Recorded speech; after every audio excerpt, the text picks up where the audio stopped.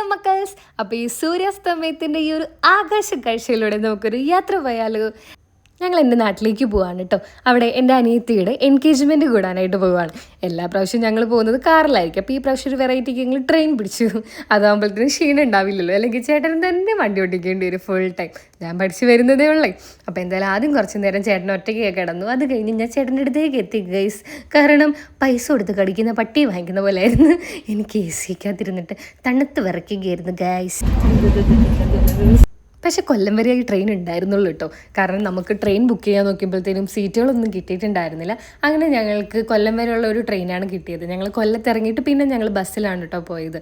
കൊല്ലത്തെത്തി ഞങ്ങൾ എന്തായാലും നല്ല വിശന്നു ഗൈസ്. വിശന്ന് പറഞ്ഞ് നല്ലപോലെ വിശന്ന് രണ്ടെണ്ണം അവശതയായി നടക്കുകയായിരുന്നു. അപ്പം ഞങ്ങളൊരു തട്ടുകടയിൽ കയറി ഞാൻ പൊറോട്ടയും ചിക്കൻ കറിയും, ചേട്ടൻ ചപ്പാത്തി വാങ്ങിച്ചു ഗൈസ്. തട്ടുകടയിലെ ഫുഡിൻ്റെ കാര്യം പിന്നെ പറയേ വേണ്ടല്ലോ, അമ്മാതിരി ടേസ്റ്റ് ആയിരുന്നു കേട്ടോ. എന്തായാലും ഞങ്ങൾ അത് കഴിഞ്ഞ് നേരെ ബസ് സ്റ്റാൻഡിലെത്തി ഞങ്ങൾക്ക് തമിഴ്നാട് ബസ്സാണ് കേട്ടോ കിട്ടിയത്. ഞങ്ങളുടെ ആര്യങ്കാവിലേക്ക് ഏറ്റവും കൂടുതൽ കിട്ടുന്ന ബസ് ഇതാണ് കേട്ടോ. ഇൻട്രസ്റ്റിംഗ് ബസ്, അതും തമിഴ്നാടിൻ്റെ തന്നെ ബസ്സാണ് കേട്ടോ. ഇതിൻ്റെ അകത്ത് അവർ പാട്ടിട്ടേക്കുന്നത് വല്ലാത്തൊരു വോയിസിലാണ് ഗൈസ്. നല്ല സൗണ്ടായിരുന്നു, ഉറങ്ങാനൊന്നും പറ്റത്തേ ഇല്ല. അങ്ങനെ നമ്മൾ വിചാരിക്കേ വേണ്ട.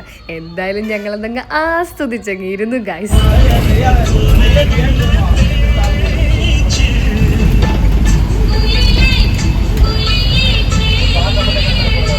പാട്ട് ആസ്വദിച്ചിരുന്നത് കൊണ്ടായിരിക്കും ഗൈസ് വീടെത്തിയത് അറിഞ്ഞതേ ഇല്ല.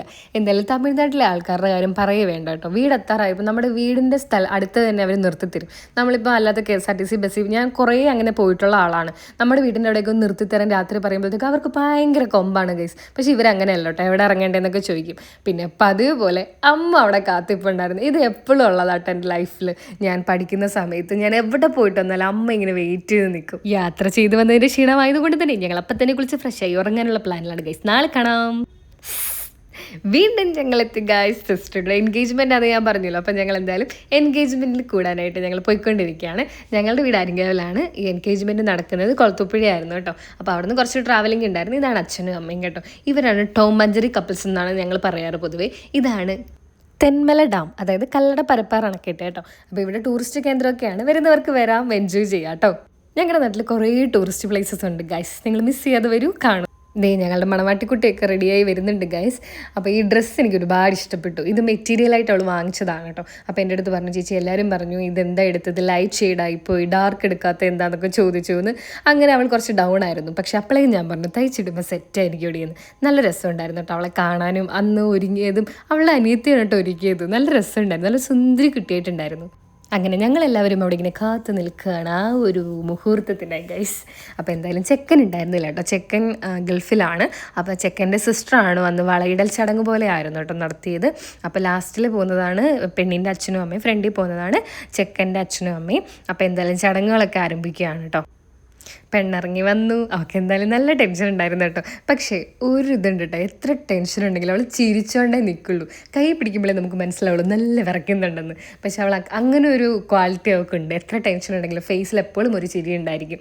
അതുതന്നെ ആവണം അവളുടെ ലൈഫിലും ആ ഒരു ചിരി ഉണ്ടാവട്ടെ എന്ന് തന്നെ വിചാരിക്കുന്നു ഈ ഒരു മൊമെൻറ്റിൽ.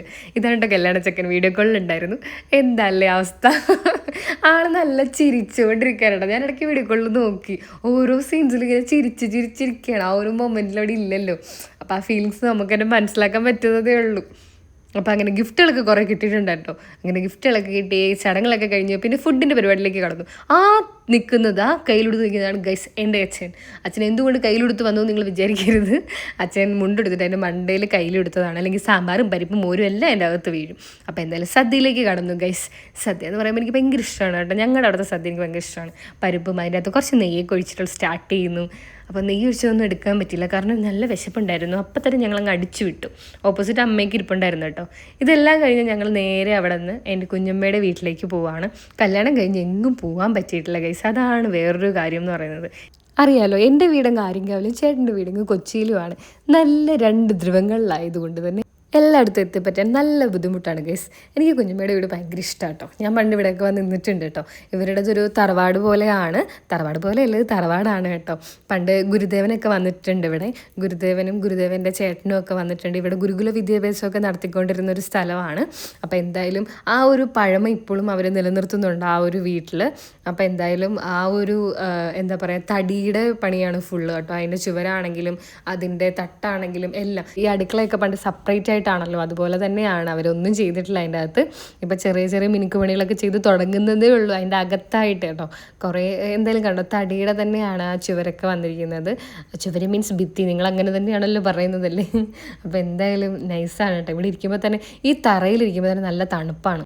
കുറച്ച് ശാന്തത അനുഭവിക്കണമെന്നുള്ളവർക്ക് ഇവിടെ വന്നിരിക്കണം ഗൈസ്. കുറച്ച് ഉള്ളിലോട്ടായതുകൊണ്ട് തന്നെ നല്ല ശാന്തതയാണ്. പിന്നെ ഞങ്ങൾ നേരെ പോയത് കുടുംബക്ഷേത്രത്തിലാണ് കേട്ടോ. അവിടെ ഇതുപോലൊരു പൈപ്പ് കണ്ടപ്പോൾ വെള്ളം വരുമെന്ന് പറഞ്ഞുകൊണ്ട് പോയി നോക്കിയതാണ് ഗൈസ്. എന്തോ അതിന് നെട്ടും പൊളിട്ടൊക്കെ പോയി കിടക്കുന്നത് കൊണ്ട് തന്നെ അതിൻ്റെ അകത്തുനിന്ന് വെള്ളം വരില്ല ഗൈസ്. അപ്പോൾ എന്തായാലും ഓട്ടത്തോടെ ഓട്ടമായിരുന്നു. ഇവിടെ നിന്ന് അവിടേക്ക്, അവിടെ നിന്ന് ഇവിടേക്ക്, അങ്ങനെ ഫുള്ള്. കാരണം പോകുന്ന ദിവസം ഞങ്ങൾ മാക്സിമം യൂട്ടിലൈസ് ചെയ്യാറുണ്ട്. ഇതാണ് പേരാലെന്ന് പറയുന്നത്. നല്ല ഭംഗിയായിരുന്നു ഗൈസ്. ഈ വണ്ടികളൊന്നും ഇവിടെ ഉണ്ടായിരുന്നില്ലെങ്കിൽ കറക്റ്റ് നിങ്ങൾക്ക് കാണിച്ചു തരാൻ പറ്റുമായിരുന്നു. ഇതും കുറച്ച് ഉള്ളിലേക്കാണ്, എല്ലാം ഉള്ളിലേക്കാണ് ഗൈസ്. എൻ്റെ വീടും എൻ്റെ കുടുംബക്ഷേത്രവും എൻ്റെ റിലേറ്റീവ്സും ഒക്കെ ഉള്ളിലേക്കാണ്. അതുകൊണ്ട് തന്നെ നല്ല ഇവിടെ നല്ല കാം ആൻഡ് ക്വയറ്റ് ആയിട്ടുള്ള ഒരു അറ്റ്മോസ്ഫിയർ ആണ്. കിളികളുടെ ശബ്ദവും എന്താണെന്നറിയില്ല, നമുക്ക് ഭയങ്കരമായിട്ട് നമ്മുടെ മൈൻഡിനൊരു റിലാക്സേഷൻ കിട്ടുന്നൊരു സ്ഥലമാണ് കേട്ടോ. അപ്പോൾ ഇത് അമ്മയുടെ കുടുംബക്ഷേത്രമാണ്. ഇത് കാരേറ്റം എന്ന് പറയും, വലിയ വിള ക്ഷേത്രം, ശ്രീ ദുർഗാ ഭഗവതി ക്ഷേത്രമാണ് കേട്ടോ. ഞങ്ങൾ കുറച്ച് നേരത്തെ എത്തിയതോട് നട തുറന്നിട്ടുണ്ടായിരുന്നു ഗൈസ്. അപ്പം നടയൊക്കെ തുറന്ന് ഞങ്ങൾ തൊഴുതതിന് ശേഷം കുറച്ച് റിലേറ്റീവ്സിൻ്റെ വീടുകളിലൊക്കെ പോകാനുണ്ടായിരുന്നു. ഞങ്ങൾ കല്യാണം കഴിഞ്ഞ് പോയിട്ടുണ്ടായിരുന്നില്ല. അപ്പോൾ അവിടെയൊക്കെ പോയിട്ടാണ് തിരിച്ച് വീട്ടിലെത്തിയത്. ബാക്കി വിശേഷങ്ങൾ അടുത്ത വീഡിയോയിൽ കാണാം. Bye bye.